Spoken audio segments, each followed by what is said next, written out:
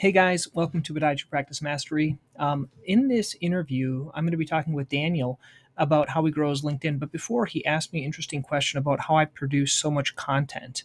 And I kind of have some hacks and systems I'm going to share before, and then we'll get into his interview. I put his link underneath here if you want to learn more about his work with LinkedIn. And then, because I always multitask, so when someone asks me a question, then I record content, just so you know. Before we start your interview, Daniel, I do have like a lot of hacks for producing content. So my content schedule is every Monday I produce Podiatry Practice Mastery, which is my basically my, as Russell Brunson talks about, it's my like on my show, right?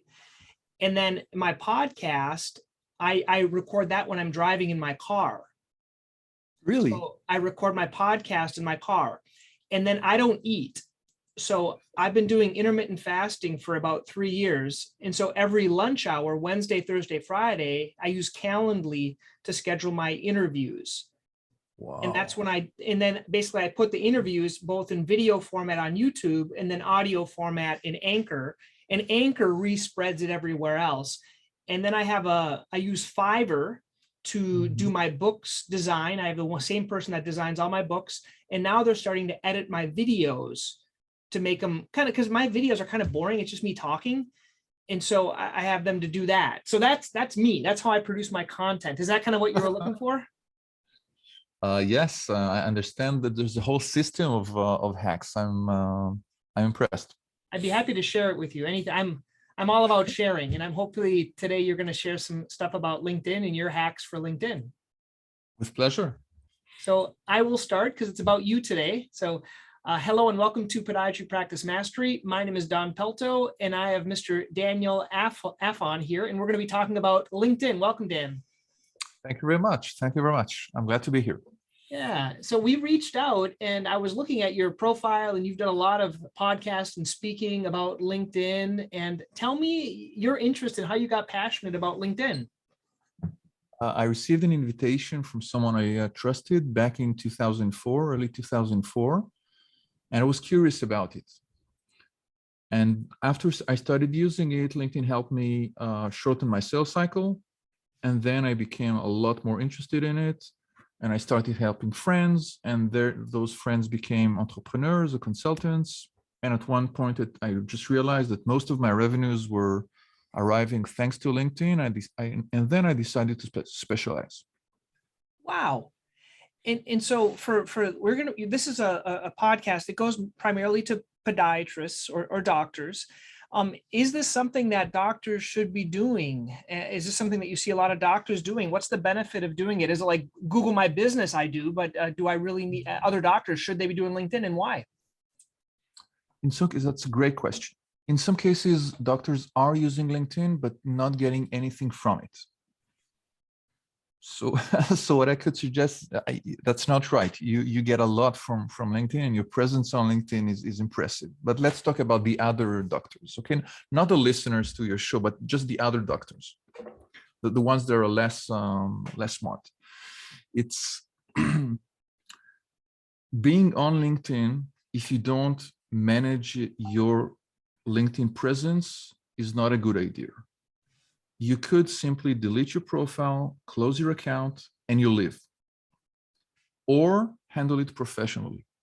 Have an online presence that shows your specialty.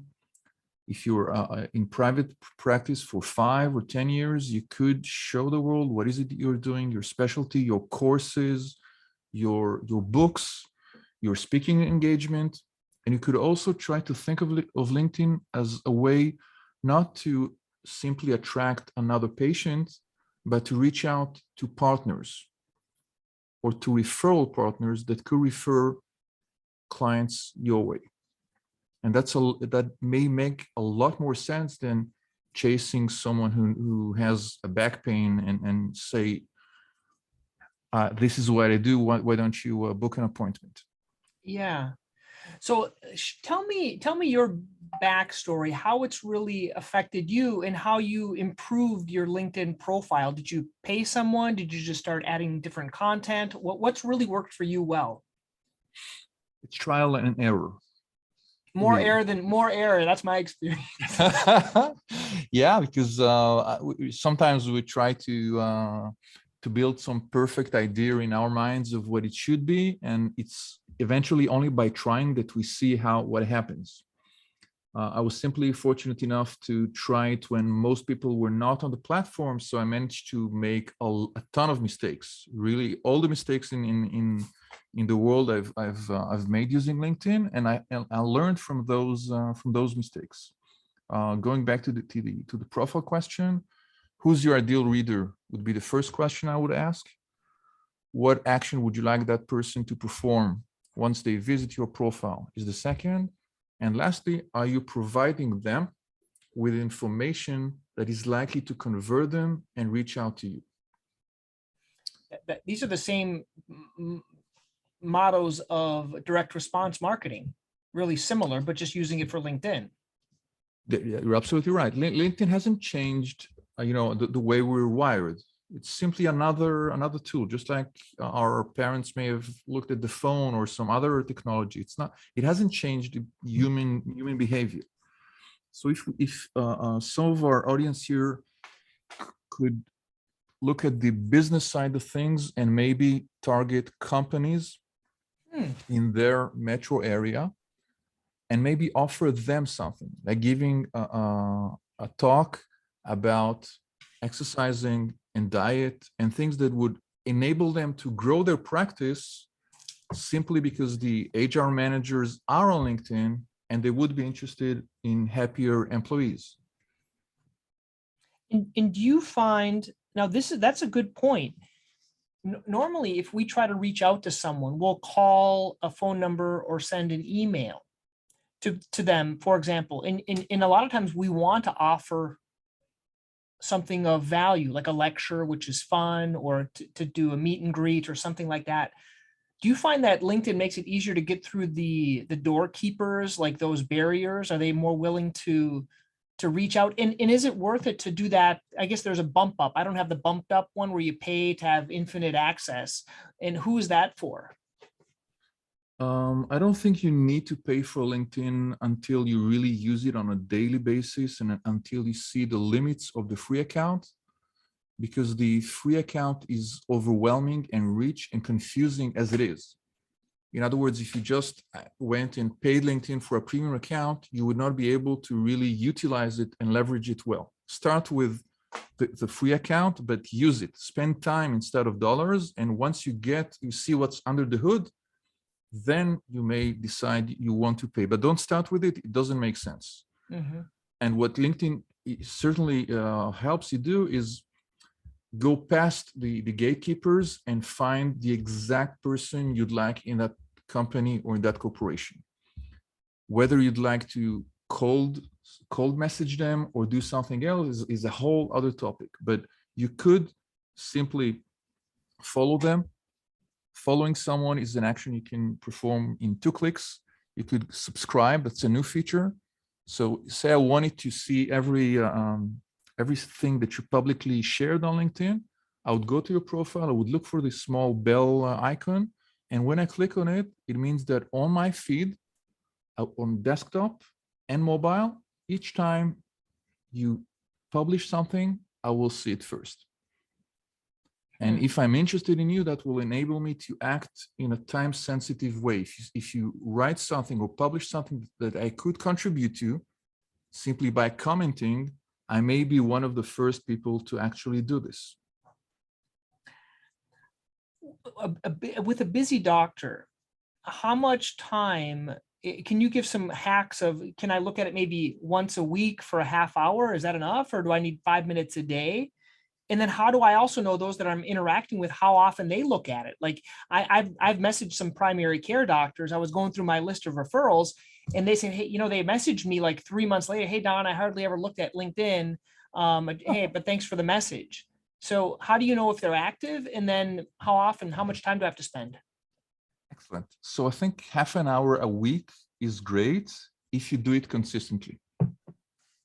In fact, it's even better than 2 hours a week for a month and then forgetting about LinkedIn for 2 or 4 or 6 months. So it doesn't have to be a long time. as long as you do it in a consistent way. What would happen if you only use LinkedIn for half an hour a week? You would be able to keep in touch with your existing network. Maybe two or three people have shared something. Maybe it's some connection's birthday. Maybe a doctor moved to another hospital and you see that they have updated their profile.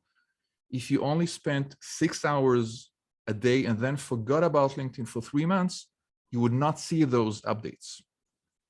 So just distributing it and maybe spending 20 minutes or 30 minutes a week will actually enable you to see a lot more updates than being on LinkedIn 24/7 and then dump it for something else. You know, I want to confess something. For all this stuff I put online, I'm actually very shy when it comes to commenting. I've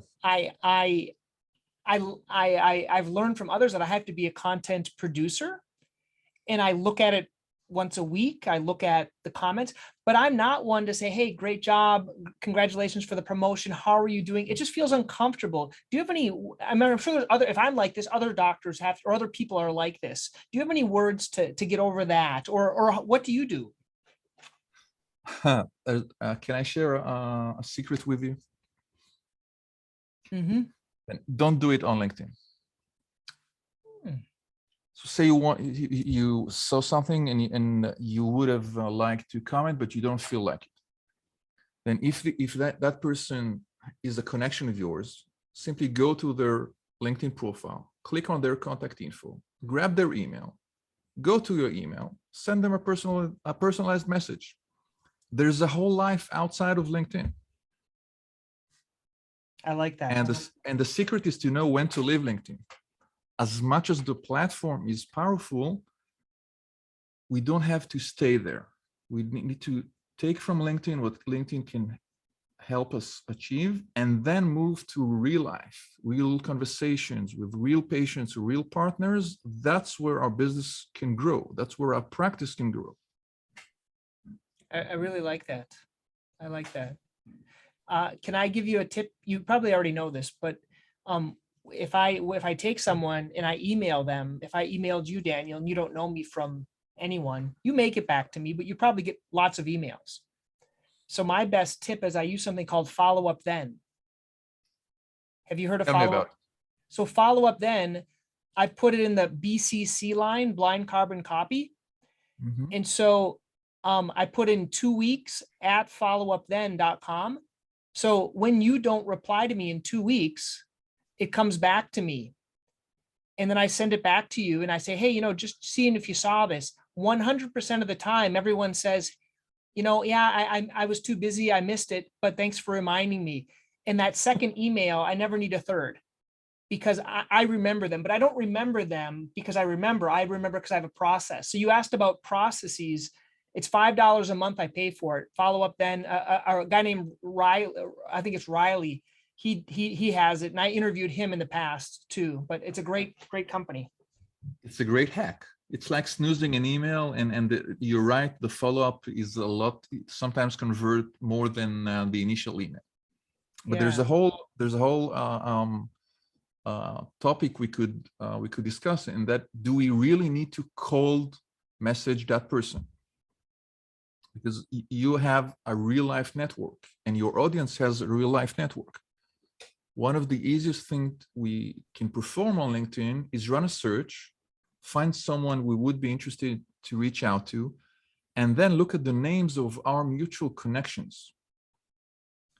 And if I recognize the name of the mutual connections, then I would be able to reach out to that person and ask him, would you be able to introduce me to Dr. Don Pelto? And if they say yes, again, outside of LinkedIn, LinkedIn has just provided us with the names. I'm likely to have a meaningful conversation with you because of the name of that mutual connection, because they know you well enough to say, yes, I can do that. And then instead of just having my name, you would respond thanks to their name. I need to serve you right. I need to be professional about it. But referrals are, in our business, it's a very strong source for long-term clients. That's a great point. I learned this. I didn't know this. You probably already know this too, but I was interviewing someone through this pod match thing, and his name was Tim. And afterwards he asked me for a review, and I do the same thing. I ask for reviews on Google My Business, which you probably do as well. But he even went a step further. He actually sent me a fill in the blank text for the review. So something you might want to consider. So when he sent me the email, he said, Yeah. Don, it was great talking to you and your podcast. If you would just do a review, and by the way, some people struggle with what to write. Here's a little thing with some blanks. You could just fill it in. And that's a great hack, because it made it a lot easier for me. And I was going to do it anyway, just I didn't have to think. Sure. And you would take it and tweak it. If Yeah. you liked parts of it, you would take them, but it incentivizes you or incites you to do something about it, and I like that. Yes, it's a great tip. Thank you. So give me some more tips. Give me some of your whatever types of tips you have. What's the best stuff you have? We could discuss LinkedIn articles. We could discuss maybe connection strategies is a long-term question our audience should ask. What is our long-term connection strategy? Are we aiming for quantity, or are we aiming for quality? So do we go superficial or deep, right? I think Harvey McKay talks about that, digging your well before you're thirsty type of thing. Absolutely. My take would be to go to connect with people I know well, and to go to the quality aspect. Most people start with quality, then they somehow feel they need to get to the quantity, but trouble is they never get a large enough quantity. So they're stuck in a zone where on the one hand, they don't have exposure, and on the other, they may have risked their reputation or polluted the quality of their network. So pick one. Don't try to have both of them, because you will have very little of either. So I feel like I don't use my network within LinkedIn at all. I get reached out to. Certain companies want to sell me things. Reps want to reach out to me, but it's very superficial. They don't want to be friends. They're not offering first. And I feel like mine's all one way. I feel like I'm vomiting on people sometimes. Like I'm producing that's a strong word, but I'm producing content because it's automated, right? The way we send it out there is automated, and I'm not having much interaction with people. That might be hindering my network, unless people just like to eavesdrop. I think that's what most people like to do, is eavesdrop anyway on what's Don doing. You're right. What you could do in order to feel, at least to feel better, LinkedIn introduces a possibility for you to become to use the creator mode, and that enables people simply to follow you. So you have 3,400 followers, and these are not necessarily your connections. So they chose to follow what is it that you share about marketing, about podiatry, about efficiency, about patient education, and about practice management. And they are actually looking for the sort of content you are willing to share. Another quick idea we could discuss is, instead of relying exclusively on your followers or your connections, why don't you consider joining some LinkedIn groups where your audience is, and share it there, because it's a lot less obtrusive. You're not throwing there, you're just sharing educational content there. And the keyword is educational, not salesy stuff. So if you have a new patient welcome packet, grab things from there, or repurpose content, patient resources, or anything that would educate your reader. And you don't have to necessarily harass your own connections. I like, so could we say that a LinkedIn group is very similar to a Facebook group? They're superficially, yes, but what happens within large groups, a lot of people post links and shares and disappear. So it's more like a carpet bombing, if you'd like. And some of the groups that could be a lot more interesting for your audience is actually smaller groups. say Boston area medical professionals could be maybe 2,000 members.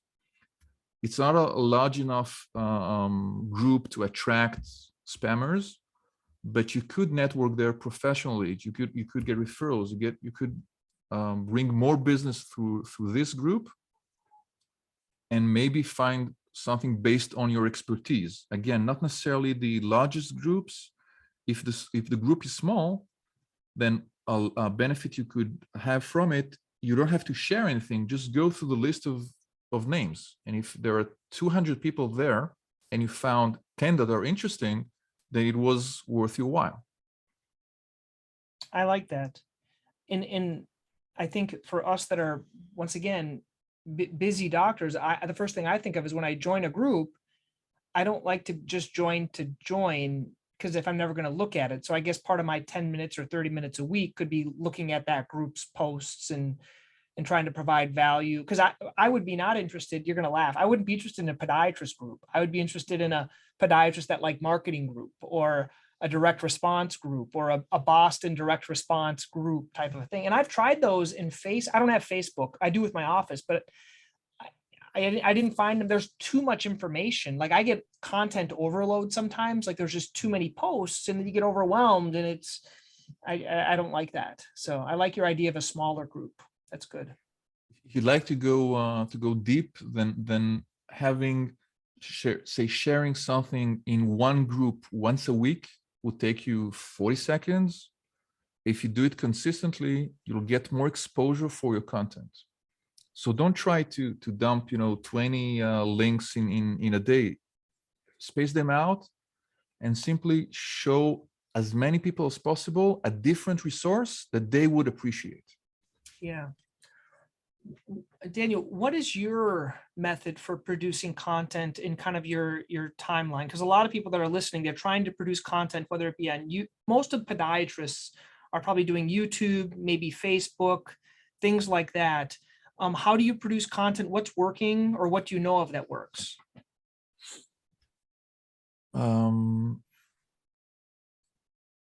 Producing high quality content is time consuming for everyone. It takes, I think what I found is that some people like to have chunks and have like 2 hours on a Monday or lunchtime or on Tuesday to produce content.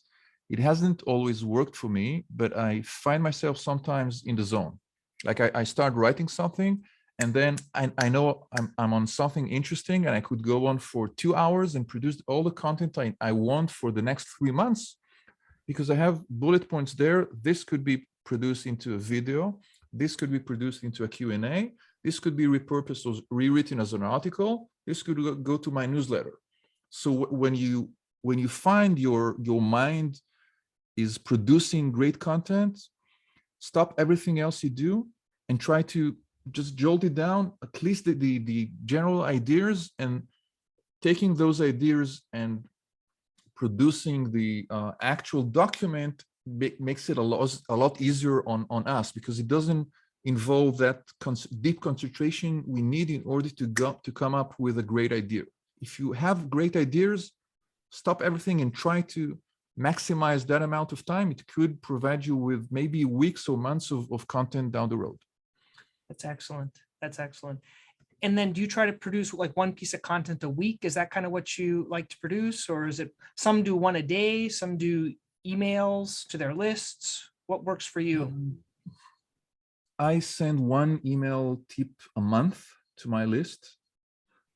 Again, I decided I knew I would stick to one email a month. I wasn't sure I would be able to do it if it were like once a week. And I found that that enables me not to become enslaved by my list or the content production. Of course, people who like to do it and people who have more time could do something else. But I don't. There were quarters where I haven't shared my.